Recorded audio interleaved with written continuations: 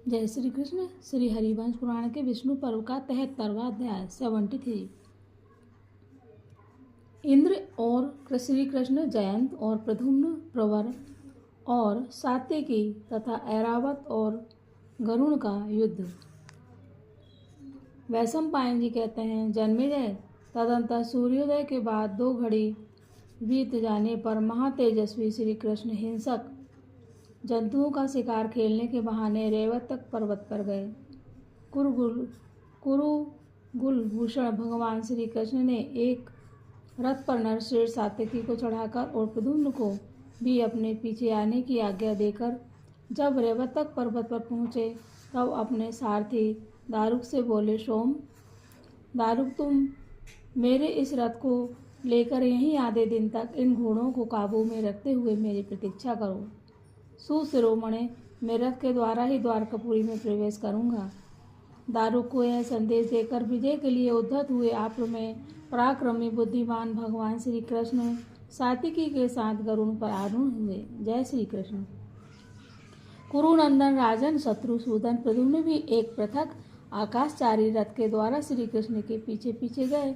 बुद्धिमान श्री कृष्ण पारिजात को हर लेने की इच्छा से पलक मारते मारते देवताओं के उद्यान नंदन वन में जा पहुँचे। वहाँ भगवान अधोक्षज ने नंदन वन में स्थित हुए देवताओं के दुर्जय वीर योद्धाओं को देखा, जो नाना प्रकार के आयुध धारण किए हुए थे। भरत नंदन सत्पुरुषों के आश्रय दाता महाबली श्री कृष्ण ने उन योद्धाओं के देखते देखते विशेष प्रयत्न के बिना ही पारिजात को उखाड़कर पक्षी राज गरुण की पीठ पर रख लिया। पारिजात वृक्ष मूर्तिमान होकर श्री कृष्ण की सेवा में उपस्थित हुआ। भारत उस समय वसुदेव नंदन महात्मा केशव ने पारिजात को सांत्वना देते हुए कहा, वृक्ष तुम डरो मत। पारिजात वृक्ष को अपने साथ प्रस्थान करते देख भगवान अधोक्षज ने श्रेष्ठ अमरावतीपुरी की परिक्रमा की। नरेश्वर नंदन वन के उन रक्षकों ने जाकर महेंद्र से कहा, देवराज, वृक्ष में उत्तम पारिजात का अपहरण हो रहा है। यह सुनकर प्रभावशाली पाक शासन इंद्र ऐरावत पर आरूढ़ हो निकले। उनके पीछे पीछे रथ पर बैठा हुआ जयंत भी आया। तब शत्रुनाशन केशव इंद्रपुरी के पूर्व द्वार पर आए। मैं तब उन्हें देखकर इंद्र ने कहा, हे मधुसूदन, यह तुमने क्या किया? तब गरुड़ पर बैठे हुए केशव इंद्र को प्रणाम करके बोले, देवराज, आपकी बहू रानी के पुण्य कार्य का संपादन करने के लिए यह श्रेष्ठ वृक्ष यहाँ से ले जाया जाता है। तब इंद्र ने उनसे कहा, कमल नयन, अच्युत, नहीं, ऐसा नहीं हो सकता है। बिना युद्ध किए तुम्हें इस वृक्ष को नहीं ले जाना चाहिए। महाबाहु केशव, पहले मुझ पर प्रहार करो, मेरे ऊपर कोमोद की गदा छोड़कर तुम्हारी प्रतिज्ञा सफल हो। भरत नंदन तब श्री कृष्ण ने हंसते हुए से अपने वज्र सदस्य तीखे बाणों द्वारा देवराज के गज श्रेष्ठ ऐरावत को बींधना आरंभ किया। फिर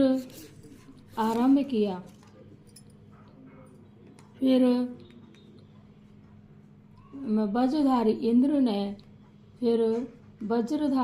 ने भी अपने दिव्य उत्तम बाणों द्वारा गरुण जी को घायल किया और वेगशाली केशव के बाणों को सहसा काट डाला। देवेंद्र ने जो बाण छोड़े उन्हें माधव ने काट दिया और माधव के चलाए हुए बाणों को बलव्रत विनाशक इंद्र ने खंडित कर दिया। कुरुनंदन इंद्रधनुष तथा साक्र संग धनुष की टंकारों से सारे स्वर्गवासी मोहित से हो गए। जब उन दोनों का संग्राम चल रहा था, उसी समय महापराक्रमी एवं बलशाली जयंत गरुड़ की पीठ पर रखे हुए पारिजात को हर ले जाने के लिए उद्धत हुआ। तब कंस विनाशन श्री कृष्ण ने प्रद्युम्न से कहा, रोको उसे। आज्ञा पाकर प्रतापी रुक्मणी कुमार ने जयंत को रोक दिया। विजयी वीरों में श्रेष्ठ जयंत उस समय रथ पर बैठा था। उसने हंसते हुए बाण मारकर प्रद्युम्न के समस्त अंगों में चोट पहुंचाई। काम अवतार कमल नयन प्रद्युम्न भी रथ पर ही बैठे थे। उन्होंने विषधर सर्प के समान भयंकर बाणों द्वारा रथारूढ़ इंद्र कुमार जयंत को पीड़ित कर दिया। कुरुनंदन जयंत तथा वीर रुक्मणी कुमार, उन दोनों का वह युद्ध बड़ा भयंकर हुआ। एक महेंद्र का बेटा था तो दूसरा उपेंद्र का। दोनों ही संसार के अस्त्रधारियों में श्रेष्ठ महान बलशाली थे, अतः दोनों एक दूसरों के छोड़े हुए अस्त्र शस्त्रों का निवारण कर देते थे। देवता मुनि सिद्ध और चारण सभी आश्चर्यचकित होकर उस महाभयंकर संग्राम को देखने लगे। कुरुनंदन तब प्रवर नामक महाबली देवदूत ने पुनः पारिजात वृक्ष को हर ले जाने की इच्छा की। कुरुकुल नंदन शत्रुओं का दमन करने वाला प्रवर महान अस्त्रवेत्ता तथा इंद्र देवराज इंद्र का सखा था। वह ब्रह्मा जी के वरदान से आबद्ध हो गया था। नरेश्वर वह तप सिद्ध ब्राह्मण जम्बूद्वीप से स्वर्ग में गया था और अपनी शक्ति के प्रभाव से बलघाती इंद्र का मित्र हो गया था। उसे आते देख श्री कृष्ण ने सात्विकी से कहा, सात्विकी तुम यही बैठे बैठे अपने बाणों द्वारा इस प्रवर को रोको। सात्विकी तुम्हें इसके ऊपर निर्दयता पूर्वक बाण नहीं छोड़ने चाहिए। इस ब्राह्मण को चपलता को सर्वदा सह लेना ही उचित है। महाबाहु तदंतर प्रवर नामक ब्राह्मण ने 60 बाणों द्वारा गरुड़ पर बैठे हुए सात्विकी को गहरी चोट पहुंचाई। नरेश्वर तब पुरुष सिंह सिनीपोत्र सात्विकी ने बाण चलाते हुए ब्राह्मण के धनुष और बाणों को काट डाला और इस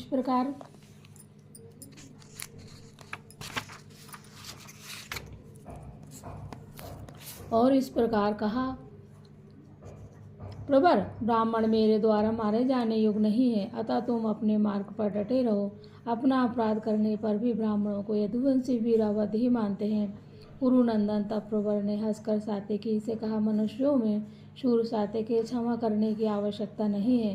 तुम रणभूमि में सारी शक्ति लगाकर युद्ध करो। यादव वीर, मैं भी जमदग्नि नंदन परशुराम का शिष्य हूँ।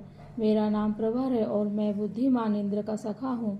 मधुवंशी वीर, देवता लोग मधुसूदन का सम्मान करते हैं अथवा उनसे युद्ध करना नहीं चाहते, इसलिए मैं आज इंद्र के सौहार्द का ऋण चुकाने के लिए आया हूँ। नरेश्वर पुरुष सिंह तदंतर सात्विकी और उस श्रेष्ठ ब्राह्मण में उस समय देव अस्त्रों द्वारा बड़ा भयंकर संग्राम हुआ, जो बढ़ता हुआ चला गया। राजन, उन अत्यंत महात्मा वीरों का यह संग्राम चालू होने पर उस समय स्वर्गलोक विचलित हो उठा। सहस्रों आकाशचारी प्राणी कंपित हो उठे। रणभूमि में श्री कृष्ण कुमार प्रद्युम्न अस्त्रधारियों में श्रेष्ठ जयंत से आगे न बढ़ सके। इसी प्रकार इंद्र कुमार जयंत भी सूर श्रोमणी माया विसारा श्री कृष्ण कुमार महात्मा प्रद्युम्न से अधिक पराक्रम न दिखा सका। नर श्रेष्ठ परस्पर एक दूसरे को जीतने की इच्छा वाले वे दोनों श्रेष्ठ योद्धा, अरे यह लो दो मेरे इस प्रहार का उत्तर आदि बातें करते हुए युद्ध करने लगे। राजन, तदंतर प्रतापी सचिपुत्र जयंत ने श्री कृष्ण कुमार को संबोधित करके उन पर बड़ी उतावली के साथ देवास्त्र द्वारा आघात किया। अपनी ओर आते हुए उस तेजस्वी अस्त्र को पहने बाणों का जाल सा फैलाकर प्रद्युम्न ने बीच में ही रोक दिया। वह एक अद्भुत सी बात हुई। कुरुनंदन तदंतर युद्ध के मुहाने पर रुक्मणी नंदन प्रद्युम्न के लिए भी दुस्सह प्रतीत होने वाला वह दीप्तिमान दानव मर्दन देवास्त्र उनके रथ पर गिरा। नरेश्वर उस अस्त्र के द्वारा महात्मा प्रद्युम्न का रथ जल का भस्म हो गया, तो भी वह भयंकर अस्त्र रुक्मणी कुमार प्रद्युम्न को दग्ध न कर सका। प्रजानाथ अग्नि कितना ही प्रचंड रूप क्यों न धारण करे, वह दूसरी अग्नि को नहीं जला सकती। उसी तरह उस अस्त्र की अग्नि से अग्नितुल तेजस्वी रुक्मणी कुमार प्रद्युम्न के शरीर को कोई हानि नहीं पहुंची। महाबाहु रुक्मणी नंदन प्रद्युम्न उस जले हुए रथ को छोड़कर अलग हो गए। तदंतर रथहीन हुए रथियों में श्रेष्ठ नारायण कुमार प्रद्युम्न आकाश में धनुष लिए खड़े हो गए और जयंत से इस प्रकार बोले, महेंद्र कुमार, तुमने मेरे ऊपर जो जीवास्त्र छोड़ा है, ऐसे सैकड़ों देवास्त्र मुझे मार नहीं सकते। अमर नंदन, तुम अपनी शिक्षा के अनुसार प्रयत्न करो, सारा यत्न आज मुझे दिखाओ। संग्राम में मुझसे बढ़कर पराक्रम प्रकट करने वाला कोई वीर नहीं है। तुम रथ पर बैठकर हाथ में आयुध लिए जब यहाँ आए थे, तब तुम्हें देखकर मुझे कुछ भय हुआ था, परंतु अब युद्ध में तुम्हारा सारा बल मैंने देख लिया है। तुम में बहुत थोड़ा बल है, अतः इस समय मैं तुमसे भय नहीं मानता हूँ। तुम इस पारिजात वृक्ष का केवल मन से स्मरण कर लो, क्योंकि इस समय दोनों हाथों से इसका स्पर्श करना तुम्हारे लिए निश्चय ही असंभव है। तुमने अपने अस्त्र से तेज से मेरे जिस मायामय रथ को जलाया है, ऐसे हजारों रथ में माया द्वारा बना सकता हूँ। प्रद्युम्न के ऐसा कहने पर महाबली जयंत ने स्वयं ही अत्यंत तेजस्वी तप से पुष्ट हुए महान अस्त्र को उन पर चलाया। उस महान वेगशाली अस्त्र को प्रद्युम्न ने अपने बाण समूह से रोक दिया। तब जयंत ने 4 दिव्यास्त्र और छोड़े। भरत नंदन उन अस्त्रों से महात्मा रुक्मणी कुमार प्रद्युम्न को संपूर्ण दिशाओं की ओर घेर लिया तथा पीछे चलाए हुए 5वें बाण ने आकाश में भी उनकी गति रोक दिया। अमरश्रेष्ठ जयंत ने बड़ी भारी उल्का के समान जो बाण और भयंकर अस्त्र प्रद्युम्न पर सब ओर से छोड़े थे, उन सबका श्री कृष्ण कुमार ने अपने बाण समूह द्वारा निवारण कर दिया तथा दूसरे दूसरे तीखे बाणों को द्वारा जयंत को घायल कर दिया।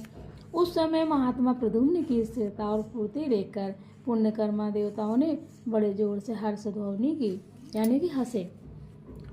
भरत नंदन सिनी वंश विभूषण वीर सात्यकी ने एक पहने बाण से प्रवर के भी धनुष और दस्ताने को काट दिया। तब प्रवर ने महान वज्र के समान टंकार ध्वनि करने वाले एक दूसरे विशाल एवं उत्तम धनुष को हाथ में लिया, जिसे इंद्र ने दे रखा था। उस वीर ब्राह्मण शिरोमणि ने उस विशाल धनुष के द्वारा उस समय ऐसे ऐसे नाना प्रकार के बाण छोड़े जो सूर्य की किरणों के समान तेजस्वी थे। उसने अमित तेजस्वी सात्यकी के विचित्र धनुष को काट डाला और उनके सारे अंगों में बाणों द्वारा गहरी चोट पहुंचाई। कुरुनंदन तब बुद्धिमान सात्यकी ने दूसरा भार सहन करने में समर्थ सुदृढ़ धनुष हाथ में लेकर रणभूमि में प्रवर को बीतना आरंभ किया। उन दोनों ने तीखे बाणों द्वारा परस्पर के कवच काट डाले तथा मर्मवेदी उत्तम बाणों द्वारा प्रयत्नपूर्वक वे एक दूसरे के शरीर से मांस काटने लगे। इसी समय वीर प्रवर ने एक 8 धार वाले बाण से सात्यकी के धनुष के पुनः 2 टुकड़े कर डाले और 3 बाणों द्वारा उन्हें घायल कर दिया। सात्यकी दूसरा धनुष लेना चाहते थे कि फुर्तीले हाथ वाले ब्राह्मण प्रवर ने फेंकने योग गदा के द्वारा उन पर प्रहार किया। तब सात्यकी ने हंसते हुए से ढाल और तलवार हाथों में ले ली और वे गदा से अधिक आहत हो चुके थे, अतः उन बुद्धिमान वीर ने धनुष नहीं उठाया। इसके बाद यदुनंदन सात्यकी को निहत्था सा जानकर प्रवर ने उन पर सैकड़ों बाण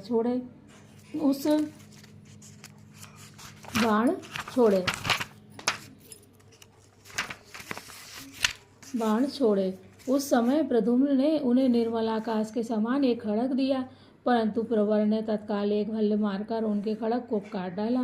प्रवर ने हंसते हुए से उस खड़ग को मुठ पकड़ने की जगह से काट कर गिरा दिया और सीधे जाने वाले पहने बाणों से उनकी ढाल की भी धज्जियां उड़ा दी।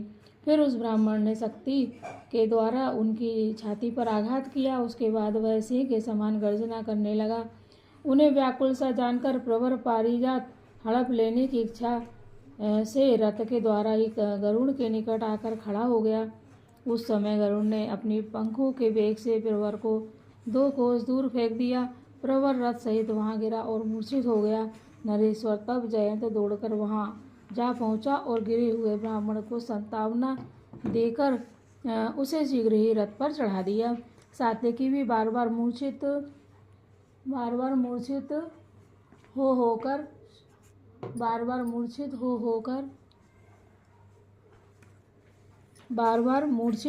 होकर गिरने लगे। उस समय प्रद्युम्न ने चाचा सात्यकी को आश्वासन देते हुए उन्हें हृदय से लगा लिया।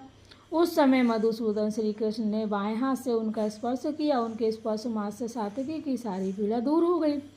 तदंतर पारिजात के दाहिने भाग में प्रद्युम्न और बाएं पार्श्व में सात्यकी खड़े हो गए।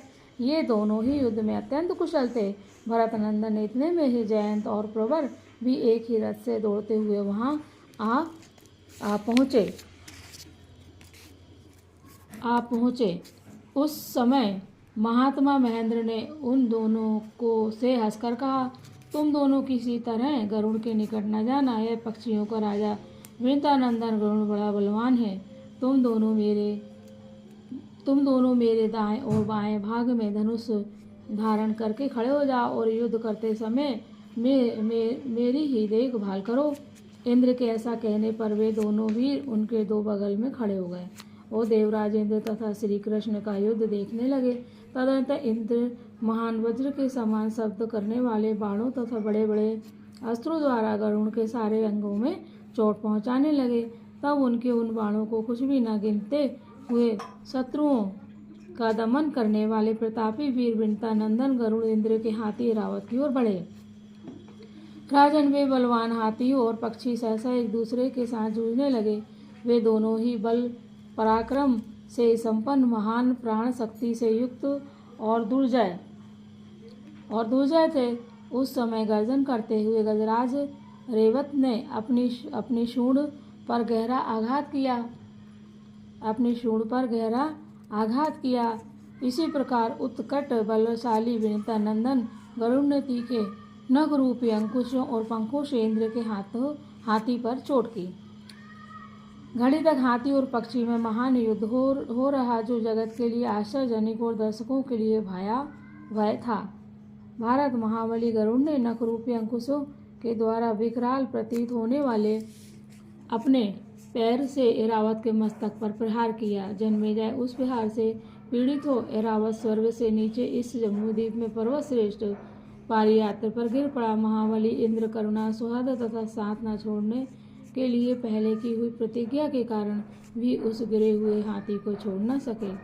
जगत की उत्पत्ति के कारण भूत अविनाशी महाबली बुद्धिमान श्री कृष्ण भी पारिजात युक्त गरुड़ के द्वारा युद्ध के पीछे पीछे वहां तक गए। वृत्तासुर विनाशक इंद्र पर्वत श्रेष्ठ पारियात्र पर पहुंचकर खड़े हो गए।